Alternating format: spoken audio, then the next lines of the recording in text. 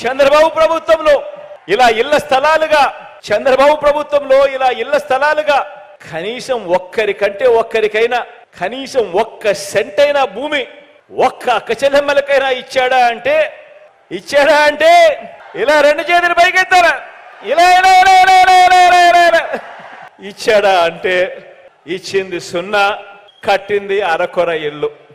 ఇలా ఇలా రెండు చేతులు పైకెత్తి ఇలా ఈరోజు నా అక్క చెల్లెమ్మల కుటుంబాలకు మంచి జరిగిస్తూ, నా అక్క చెల్లెమ్మల కుటుంబాలకు మేలు జరిగిస్తూ ఏకంగా మీ బిడ్డ బటన్ నొక్కుతా ఉన్నాడు.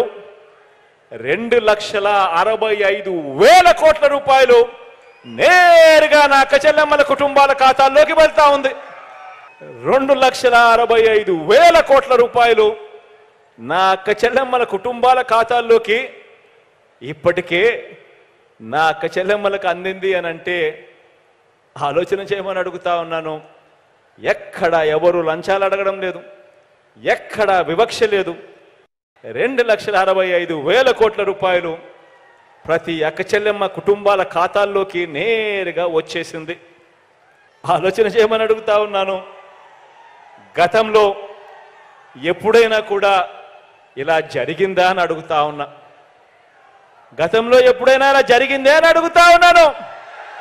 రెండు చేతులు పైకెత్తి ఇలా ఇలా ఇలా ఇలా ఇలా ఇలా ఇలా ఇలా ఇలా ప్రతి అక్క చెల్లెమ్మకు చెప్తా ఉన్నాను, మీ కుటుంబ సభ్యులతో మీరంతా కూడా బ్యాంకులకు వెళ్ళండి. బ్యాంకులకు వెళ్ళి ఆ బ్యాంకుల్లో మీ బ్యాంకు మేనేజర్లను 10 సంవత్సరాల పాటు మీ స్టేట్మెంట్ ఇమ్మని చెప్పి అడగండి.